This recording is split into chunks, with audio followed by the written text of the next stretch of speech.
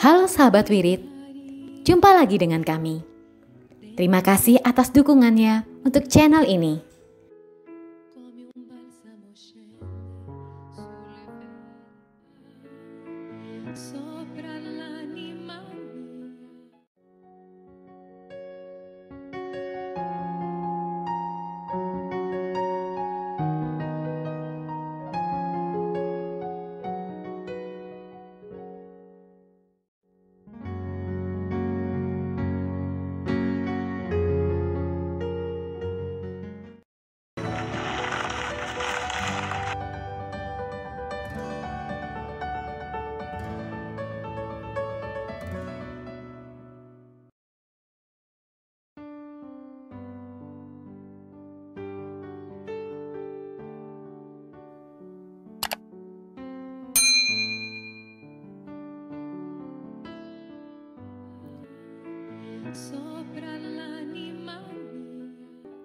Selamat menikmati tayangan kami. Tuhan memberkati. Jangan lupa subscribe, like, share, dan komen. Karena dukungan dari sahabat Wirid bisa menambah semangat kami. Terima kasih. Demi nama Bapa dan Putra dan Roh Kudus. Amin. Datanglah ya Roh Kudus, datanglah dengan kekuatan hati Santa Perawan Maria yang tidak bernoda mempelaimu yang terkasih. Datanglah, bimbinglah kami, hiburlah kami. Katakan pada kami apa yang harus kami lakukan dan bantulah kami memahami kehendak Tuhan dalam hidup kami melalui firman-firman yang kami dengar hari ini. Amin.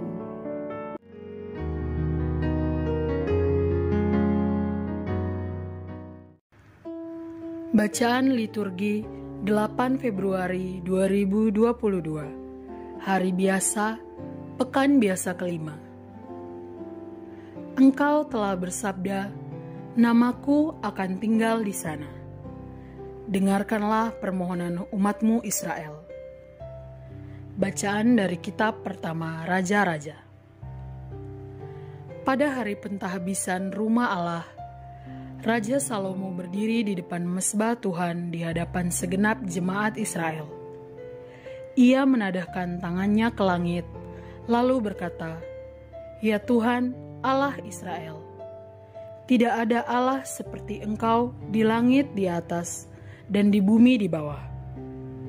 Engkau memelihara perjanjian dan kasih setia kepada hamba-hambamu yang dengan segenap hatinya hidup di hadapanmu.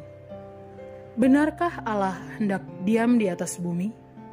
Sedangkan langit, bahkan langit yang mengatasi segala langit pun tidak dapat memuat Engkau, apalagi rumah yang kudirikan ini.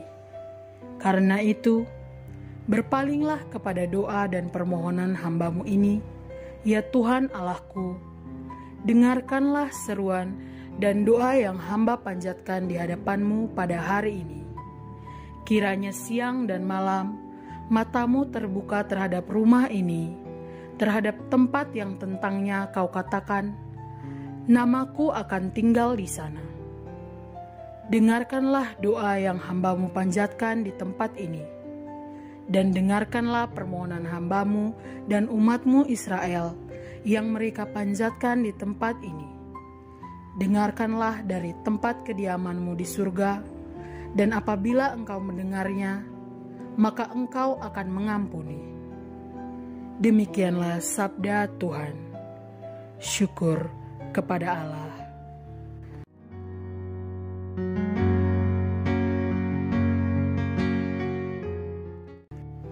Mazmur tanggapan dengan refren, "Betapa disenangi tempat kediamanmu, ya Tuhan semesta alam. Jiwaku merana karena merindukan pelataran rumah Tuhan. Jiwa dan ragaku bersorak-sorai kepada Allah yang hidup. Betapa disenangi tempat kediamanmu, ya Tuhan semesta alam. Bahkan burung pipit mendapat tempat dan burung layang-layang mendapat sebuah sarang, tempat mereka menaruh anak-anaknya pada mesbah-mesbah-Mu, ya Tuhan semesta alam, ya Rajaku dan Allahku. Betapa disenangi tempat kediaman-Mu, ya Tuhan semesta alam. Berbahagialah orang yang diam di rumah-Mu, yang memuji-muji Engkau tanpa henti. Lihatlah kami, ya Allah, perisai kami, pandanglah wajah orang yang Kau rapi. Betapa disenangi tempat kediaman-Mu, ya Tuhan semesta alam. Sebab lebih baik 1 hari di pelataran-Mu daripada 1000 hari di tempat lain. Lebih baik berdiri di ambang pintu rumah Allahku daripada diam di kemah-kemah orang fasik. Betapa disenangi tempat kediaman-Mu, ya Tuhan semesta alam.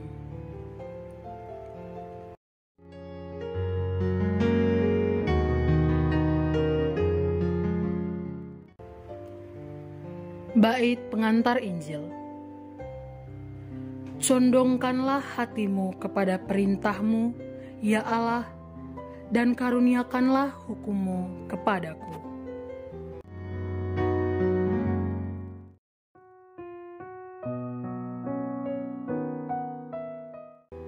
Kamu mengabaikan perintah Allah untuk berpegang pada adat istiadat manusia. Inilah Injil suci menurut Markus.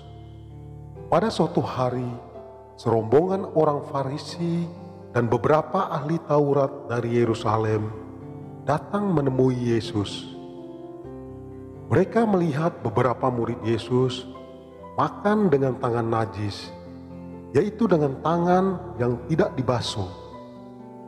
Sebab orang-orang Farisi seperti orang-orang Yahudi lainnya tidak makan tanpa membasuh tangan lebih dahulu, karena mereka berpegang pada adat istiadat nenek moyang.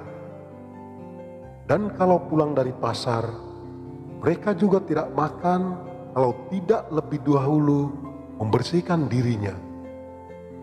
Banyak warisan lain lagi yang mereka pegang, umpamanya hal mencuci cawan, kendi dan perkakas tembaga. Karena itu orang-orang Farisi dan ahli-ahli Taurat itu bertanya kepada Yesus, "Mengapa murid-murid-Mu tidak mematuhi adat istiadat nenek moyang kita? Mengapa mereka makan dengan tangan najis?" Jawab Yesus kepada mereka, "Benarlah nubuat Yesaya tentang kamu, hai orang-orang munafik. Sebab ada tertulis, bangsa ini memuliakan Aku dengan bibirnya, padahal hatinya jauh daripadaku. Percuma mereka beribadah kepadaku, sebab ajaran yang mereka ajarkan ialah perintah manusia. Perintah Allah kamu abaikan untuk berpegang pada adat istiadat manusia." Yesus berkata kepada mereka, "Sungguh pandai kamu mengesampingkan perintah Allah, supaya kamu dapat memelihara adat istiadatmu sendiri. Karena Musa telah berkata, hormatilah ayahmu dan ibumu, dan siapa yang mengutuki ayahnya atau ibunya harus mati. Tetapi kamu berkata, kalau seorang berkata kepada bapa atau ibunya, apa yang ada padaku yang dapat digunakan untuk pemeliharaanmu, sudah digunakan untuk kurban, yaitu persembahan kepada Allah, maka kamu membiarkan dia untuk tidak lagi berbuat sesuatu bagi bapa atau ibunya. Dengan demikian, sabda Allah kamu nyatakan tidak berlaku demi adat istiadat yang kamu ikuti itu. Dan banyak hal lain seperti itu yang kamu lakukan. Demikianlah sabda Tuhan. Terpujilah Kristus."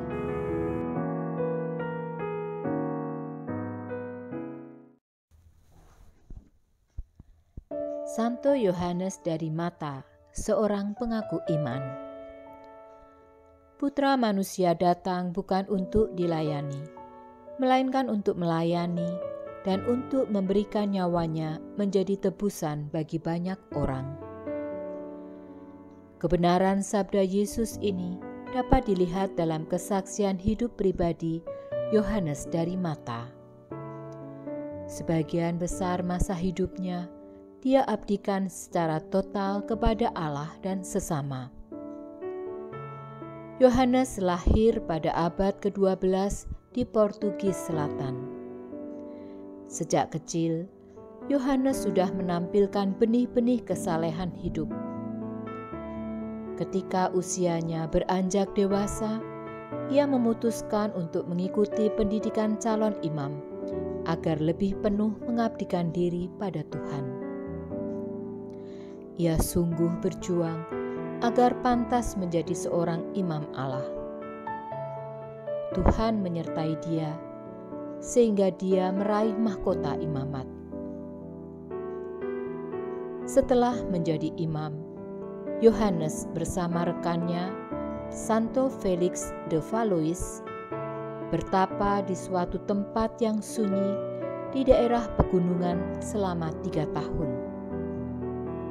Kemudian mereka berdua berangkat ke Roma untuk memulai suatu karya bagi orang-orang Kristen yang dikuasai oleh kaum Sarasin. Dengan restu dan bantuan Paus Innocentius III, mereka mendirikan Ordo Tritunggal Maha Kudus yang masih aktif sampai sekarang. Semula mereka berdua bermaksud membebaskan orang-orang Kristen itu dari perbudakan kaum Sarasin. Namun kemudian niat mereka berubah menjadi usaha-usaha di bidang pendidikan, perawatan kesehatan, dan karya amal lainnya bagi orang-orang Kristen tersebut. Doa dan tapa mereka yang disertai usaha-usaha yang keras membuahkan hasil yang besar. Moto karya dan hidup mereka termuat dalam semboyan ini. Bila sesama membutuhkan bantuan kita seyogyanya mempergunakan waktu dan tenaga kita untuk membantu mereka sedapat-dapatnya. Setelah lama mengabdikan diri dalam berbagai karya cinta kasih, Yohanes meninggal dunia pada tahun 1213. Jangan lupa subscribe, like, share, dan komen karena dukungan dari sahabat Wirid bisa menambah semangat kami. Terima kasih. Jangan lupa subscribe, like, share, dan komen karena dukungan dari sahabat Wirid bisa menambah semangat kami. Terima kasih.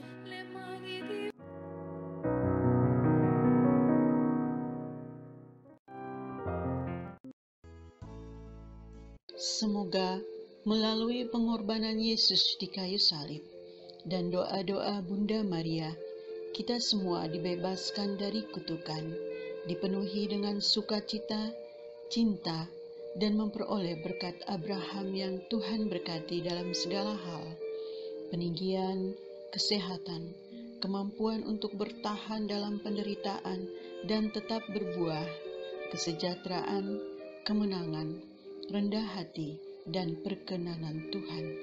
Amin. Saudara-saudari, para sahabat Wirid Traveling with Jesus, marilah kita memohon berkat Tuhan untuk kita semua.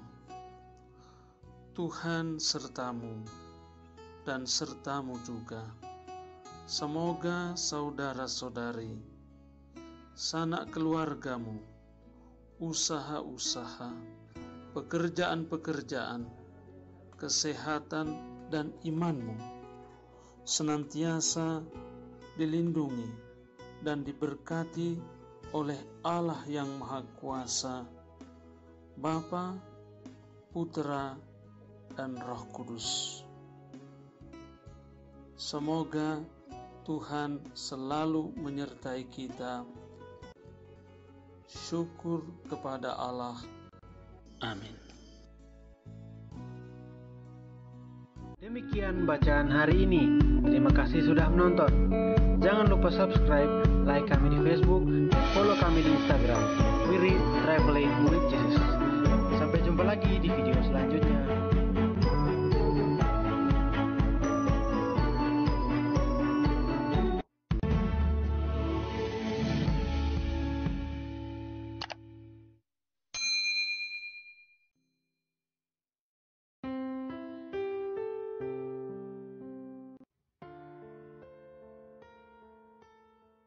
Jangan lupa subscribe, like, share, dan komen. Karena dukungan dari sahabat Wirid bisa menambah semangat kami. Terima kasih.